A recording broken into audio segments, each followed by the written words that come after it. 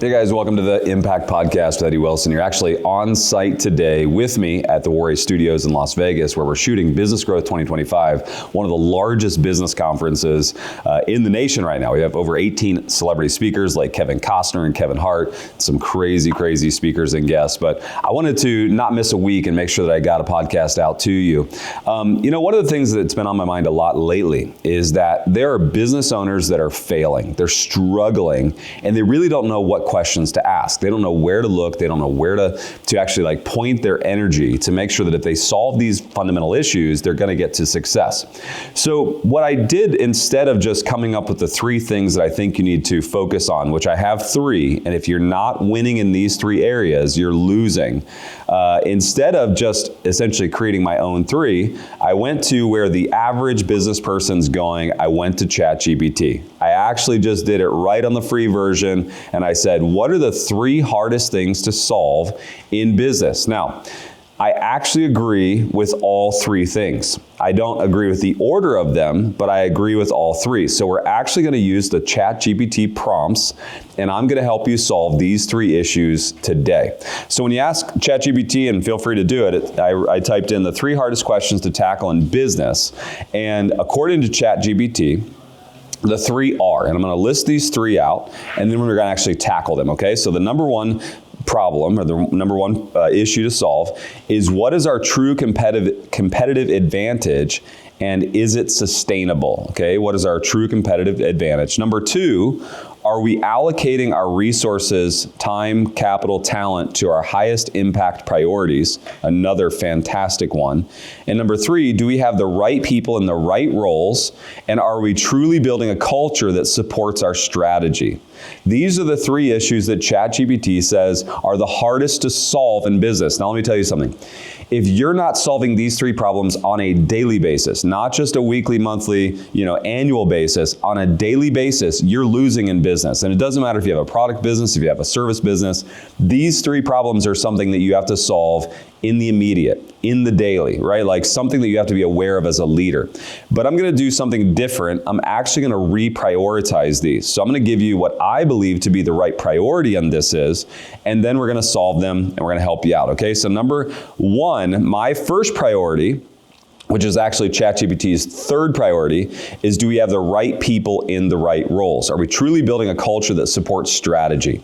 Now, this is important because if you don't get the people right, then nothing else matters, right? Like if you remember the first and second, where are we allocating resources, time, so on and so forth, and what's our competitive advantage? I've seen people without a competitive advantage still win in business, right? But because they have the right people. The right people are the rudimentary foundational piece that you have to have right in your business. Now, if you're a solopreneur, it might just be you. It might just be you and a partner, a spouse, or whoever's helping you. But in the end, it comes down to the right people. If you are not supporting you and your skills and gifts and talents by bringing other people on, you're going to fundamentally mess up the other 2. These fundamental pieces are vitally important. I use a tool called Predictive Index. Predictive Index helps me understand what people's drives are.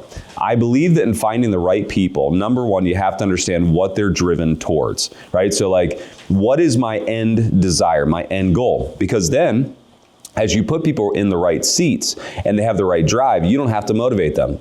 You don't even necessarily have to overpay them. You don't have to overstimulate them to go do what it is that they're driven to do, because when they show up, they're already driven to do it. So you get in line with people's drives. Number 2, you get in line with the cultural tie. They have to be culturally connected to you. I call this your core values, right? So these are the things that snap you together like a magnet, right? Like a core value, when it's aligned, is like a magnet that just snaps together, right? Like my core values are honesty, integrity, passion, right? But if I find somebody who's dishonest, somebody who won't tell the truth or who doesn't have a passion for truth, it's like the magnets in reverse. It's like no matter how hard you try to put them together, they repel each other, right? So number 1, it has to be in line with someone's drives. Number 2, it has to be culture, a cultural fit, and I say that that's your core values. Number 3, then it's the experience. I don't hire people off of experience. I hire them, number 1, on what they're driven off of. Number 2, do they align with my core values? Then number 3, do they actually have the experience to do the job that I need them to do? Oftentimes, by hiring somebody with experience, all you do is put a massive roadblock into the direction where you want to go. And this is super important, because when you're getting into the game of adding people to the team, right? People by nature bring an emotion, and our emotions aren't always in sync and aren't always together. So when our emotions are out of alignment, it's hard to discern what the driver is in someone. And that's why when I said I gave you my 3 things on how to hire the right person or put the right person next to you, there was no emotional component to that, right? A drive is something that's instinctual. It's something that's deep. It's a desire. It's a passion. It's a fire, right? And our core values, oftentimes the emotions come out of the feeling of those core values, but they're not emotionally led. And then thirdly, experience is absolutely not emotionally led, right? So what you saw is I took the emotion out of deciding who to put next to me. The number 1 problem, the number 1 issue that most businesses face is they pick the wrong person, right? The wrong people. Let me give you a stat. If I have, let's say I have 120 employees today. If I pick one wrong person, right? Like I put the one wrong person on the team, that's less than 1% off, right? Like less than 1%. If I have 1 out of 120, I can survive that.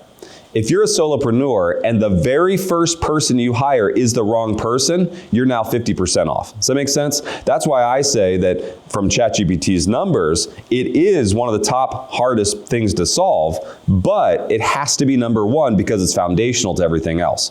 Number 2 is exactly in reverse of what ChatGPT says, is their number 2. I also believe is my number 2, right? But it's in reverse, right? So I say their number 3 is my number 1, right? Which is right people, right fit, right seats. Number 2 is allocation. The proper management of time and people comes down to allocation.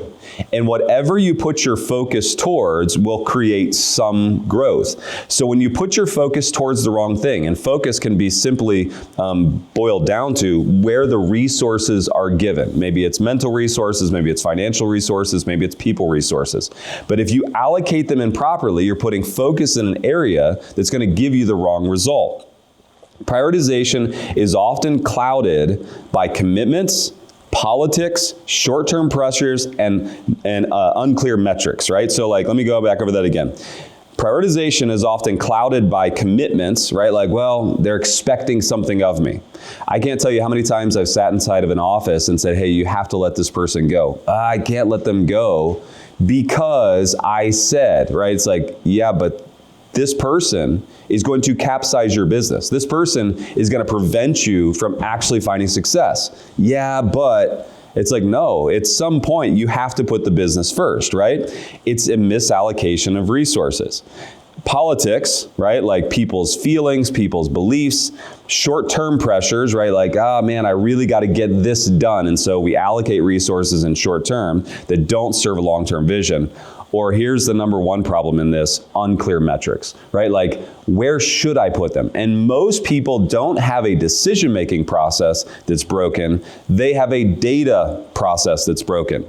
Most people will make the right decision when the right data is in front of them. So by setting the right clear metrics, the right benchmarks, it gives you clear data to actually make sure that you understand which direction, which decision to take.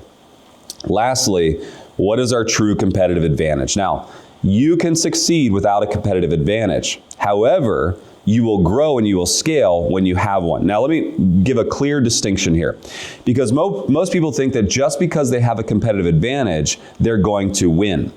Competitive advantage doesn't ensure a win. What it does is it ensures separation from the competition. For instance, I have a coffee business.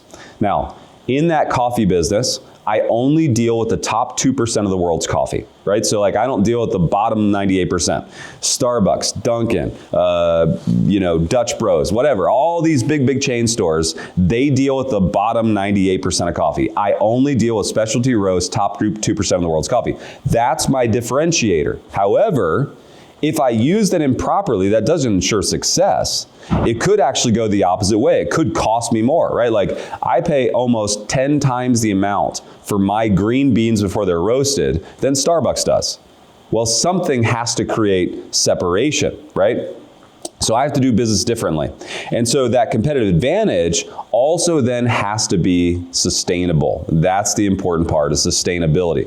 Is your competitive advantage not just setting you apart, but is it sustainable, right? Like if I can't sell a cup of coffee for more than Starbucks does, then I'm not gonna be sustainable. I can have the best coffee in the world, but if somebody won't pay for it, my competitive advantage isn't an advantage at all.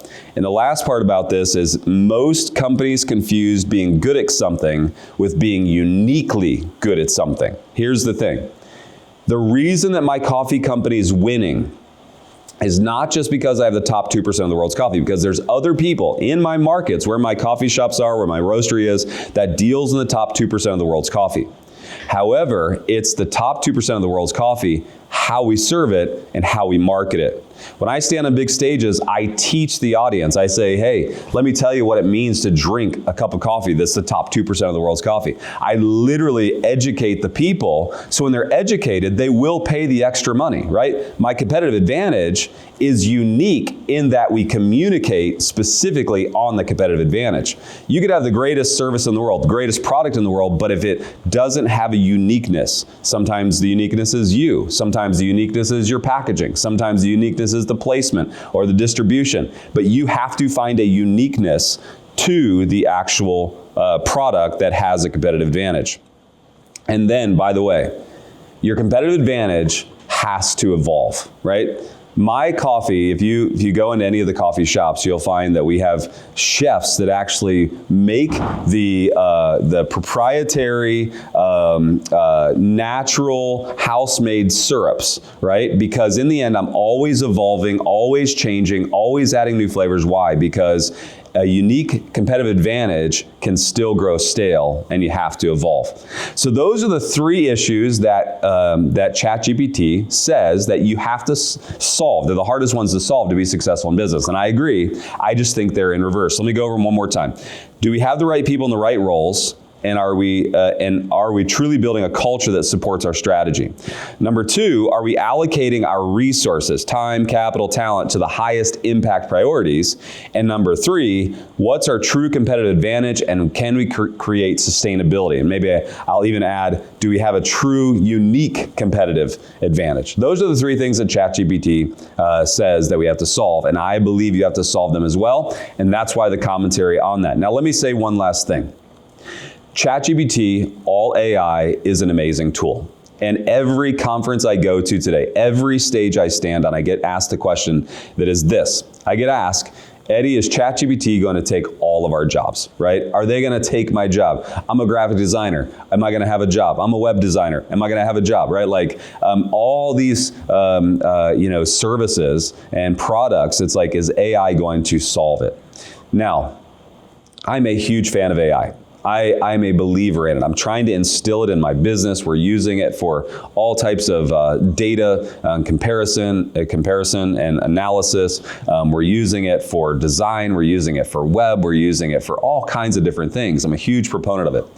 But what I'll talk about for just 1 second is that you'll never lack a job with regards to AI if you can learn to lead it.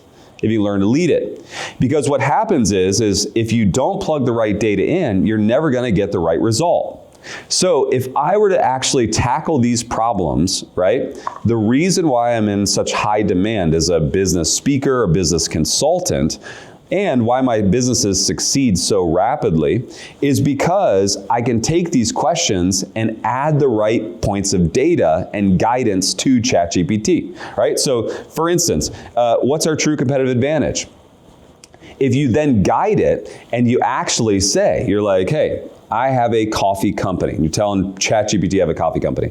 I deal in 2% of the world's coffee, right? Can you give me some suggestions on how to create uniqueness in my competitive advantage, right? Like, it's all about guiding it. You can add elements of, most of our coffee shops are in the Southeast, or there are elements of culture in the Southeast that would be more relevant if I tied it to my uniqueness. You have to have enough astute ability to guide ChatGPT, to guide AI into a place where it's actually usable.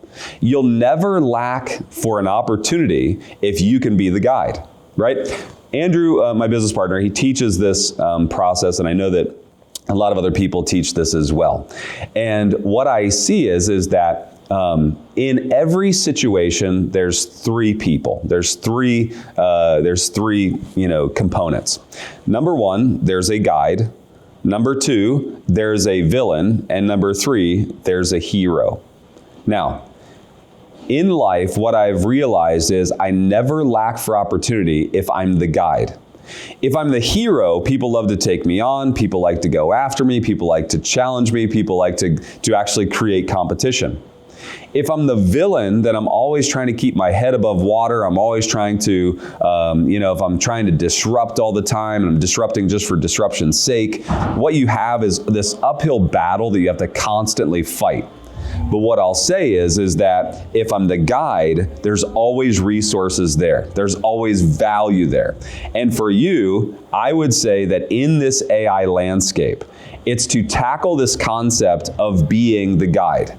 Instead of trying to worry about, can AI take my job? Can it actually functionally change what I do? Start thinking about being the guide. Thanks so much for being a part of the podcast today. I know it was short and sweet, but being here on site at Warray Studios, I wanted to get something out to you guys, help you out this week. Always remember that I want to help you in any way I can. Respond, hit me up on social. I always answer my DMs. Send me DM questions with any business questions that you have, and I'd love to help you out. Have a great day. Thanks for being a part of the Impact Podcast today.